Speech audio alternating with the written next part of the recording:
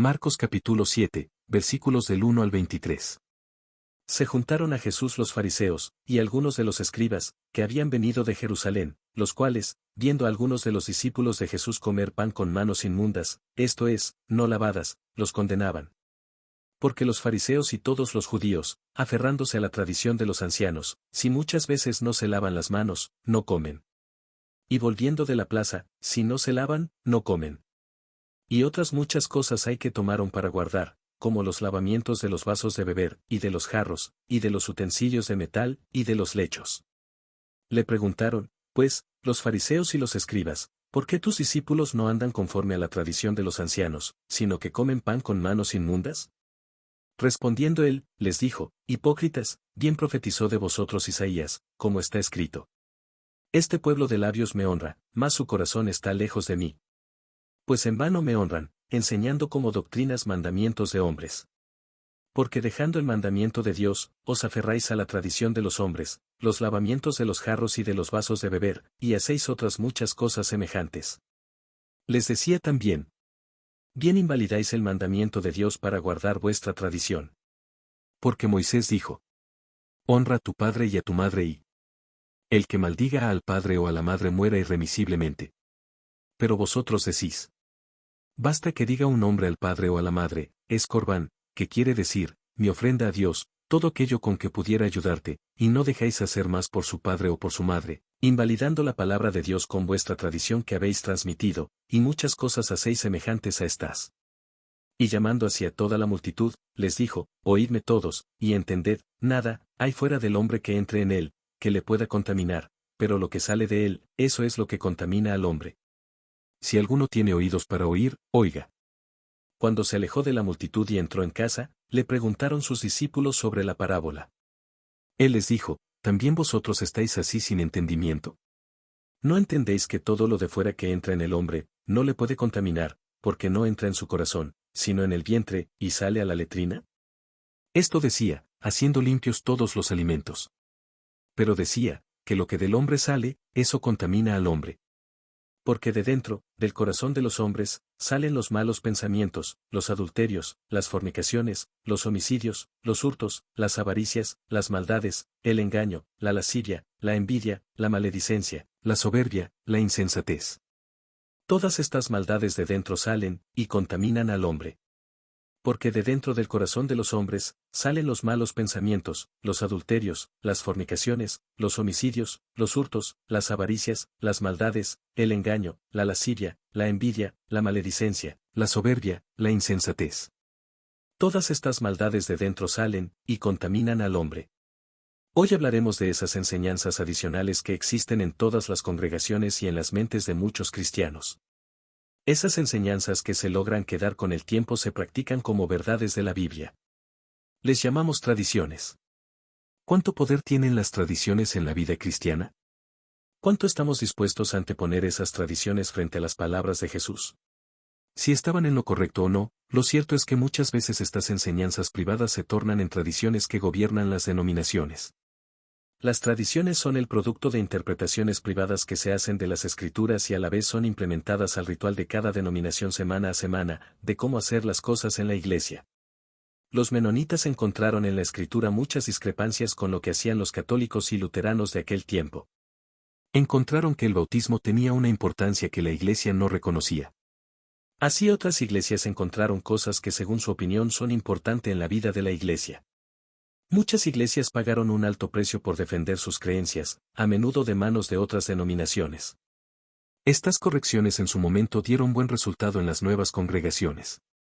Lamentablemente con el tiempo, la mayoría de estas, crearon un patrón nuevo que se fue transformando y pervirtiendo con cada generación que venía, hasta que se creaban nuevas versiones del Evangelio tan poco confiables e incorrectas como las denominaciones de donde éstas salieron huyendo. Este es el poder de las tradiciones. Los judíos en tiempos de Jesús crearon versiones de la ley y los profetas y terminaron adaptando la ley antigua a esta nueva versión. Tanto, que practicaban alguna de ellas más que el canon del Viejo Testamento. En la historia que Marcos 7 nos relata cómo los escribas y los fariseos se acercan para escuchar el mensaje de Jesús y para tratar de comprenderlo. Mientras van camino a la reunión pública del Señor, sus conciencias fueron asaltadas porque observaron ciertas cosas que los discípulos estaban haciendo. Se sintieron molestos porque veían que los discípulos no se han lavado las manos correctamente para comer y les acusan de comer con manos inmundas.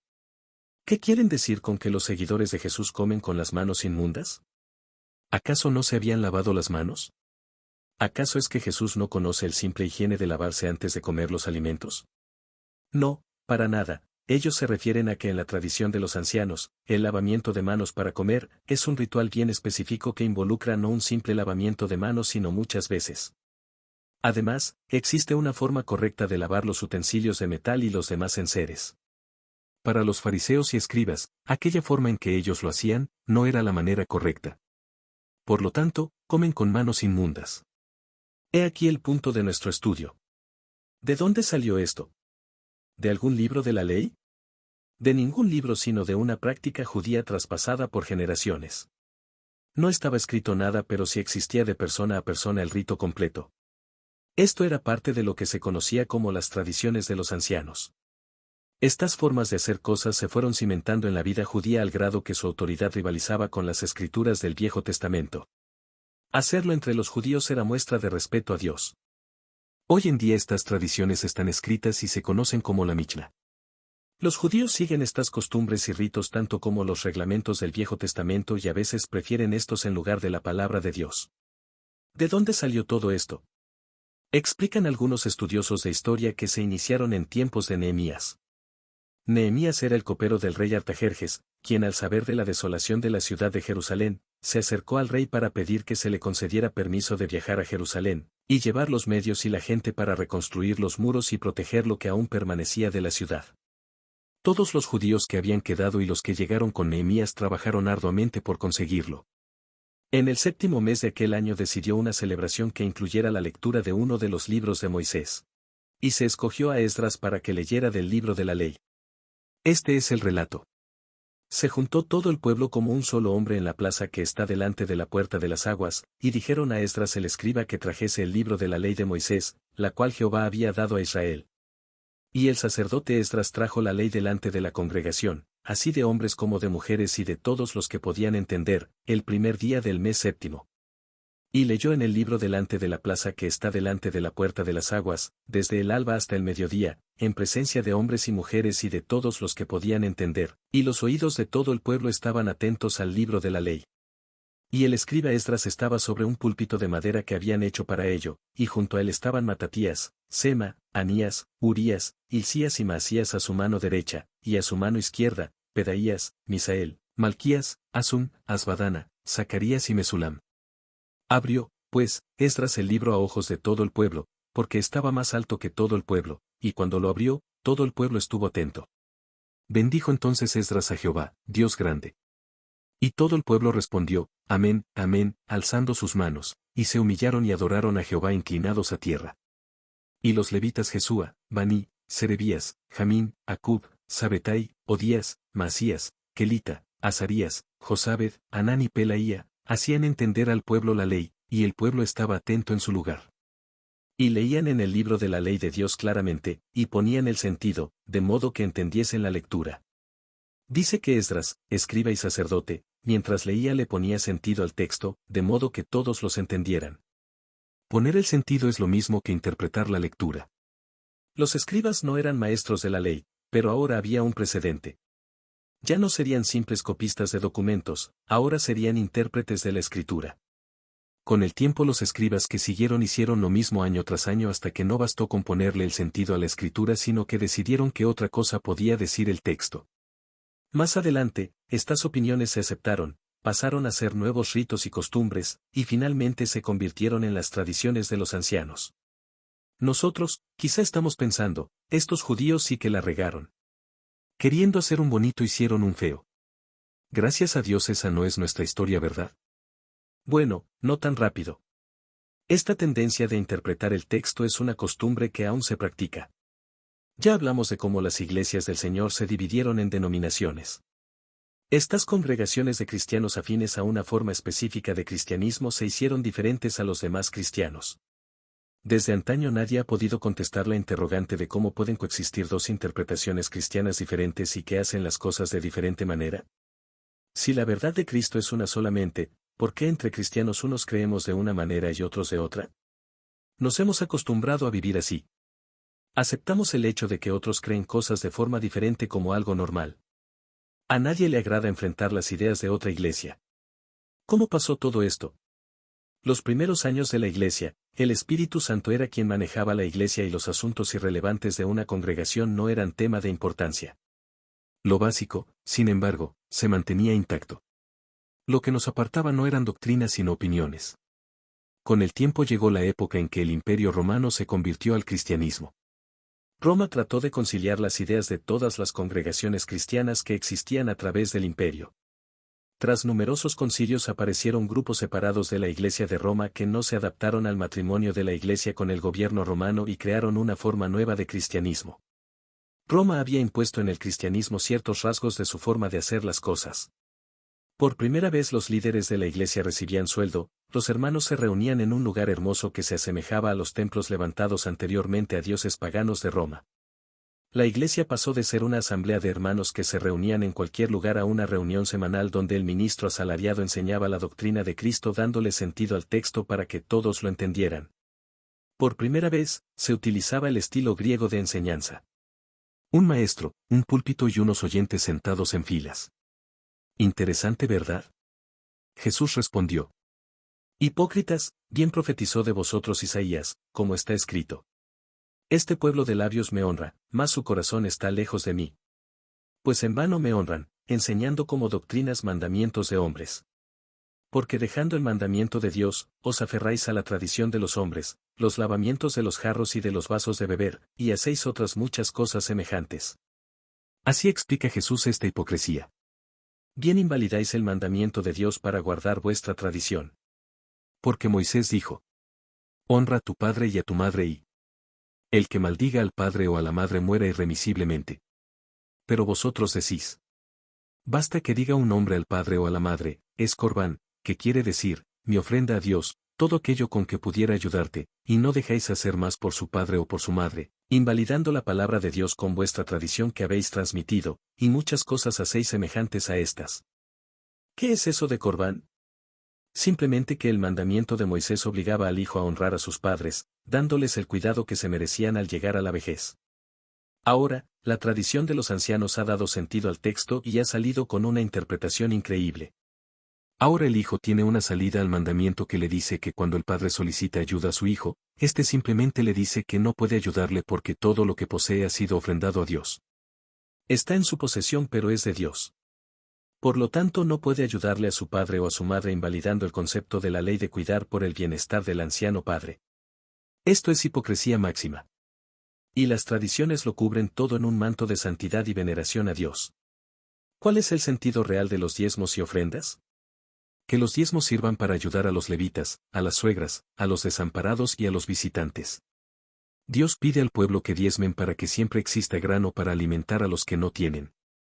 ¿De dónde la enseñanza de que si pagamos los diezmos correctamente, Dios nos bendecirá económicamente porque hemos hecho un pacto con Él? ¿Ley de pactos? ¿Ley de la siembra y la cosecha? ¿Doctrina de la prosperidad? Dios nos perdone tanta hipocresía. Las tradiciones pueden acabar con el mensaje de Jesús si nosotros seguimos viviendo por ellas. Son tan fuertes que si el mensaje de Jesús choca con ellas muchos tenemos problemas para responder al Evangelio y soltar estas tradiciones enfermas.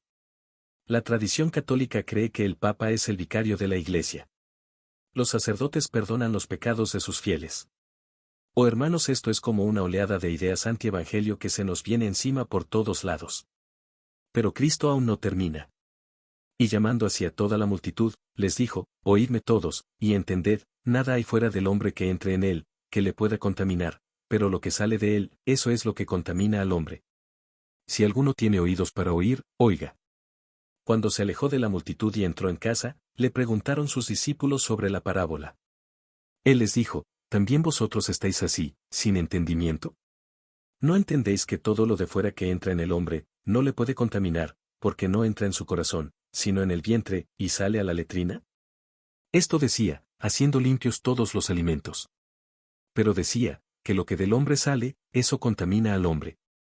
Porque de dentro, del corazón de los hombres, salen los malos pensamientos, los adulterios, las fornicaciones, los homicidios, los hurtos, las avaricias, las maldades, el engaño, la lascivia, la envidia, la maledicencia, la soberbia, la insensatez. Aquí está el verdadero problema. La contaminación del alma del hombre. ¿De dónde vienen las tradiciones que atentan contra el Evangelio puro de Jesús? Vienen de la contaminación de nuestras almas. Creamos una versión del Evangelio que sea aceptable a nuestro sistema de cosas y decidimos vivir por este nuevo principio. Pasamos de ser seguidores de Cristo para convertirnos en religiosos.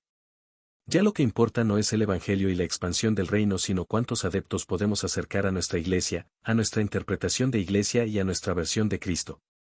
Le decimos a la gente que venga a nuestra iglesia porque queremos sentirnos fructíferos y sirviendo a Dios, cuando en realidad, nos encontramos defendiendo contra otros grupos de cristianos que tenemos la verdad de Jesucristo.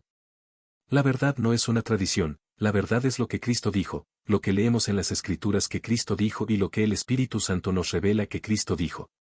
La revelación del Espíritu Santo no es una versión más para sumar a las tradiciones de los hombres. La revelación del Espíritu Santo es la única verdad del Evangelio y es aquella que abrazamos aunque en ello se nos vaya a la basura nuestra tradición. Dejemos de vivir pensando en un Evangelio basado en la tradición de los hombres y alcemos los ojos al cielo y roguemos poder ver la verdad de Cristo en su palabra bajo la revelación del Espíritu de Dios mismo. No es lo que entra lo que nos contamina, es lo que sale de nosotros. No lo olvides. Hermanos, esta lección de hoy es difícil de asimilar para todos los que estamos oyendo estas palabras de Jesús. Marcos lo registró porque este Evangelio fue escrito con los gentiles en mente. La historia no fue registrada para que los gentiles se alegraran de no ser judíos. No. Fue escrita para que los gentiles tomaran consejo de los peligros de cambiar la palabra de Dios y escuchar las interpretaciones privadas. Por esto Pedro escribió que ninguna escritura es de interpretación privada. Cuando te encuentres leyendo tu Biblia, recuerda pedirle al Espíritu Santo que te ilumine y te revele el verdadero sentido.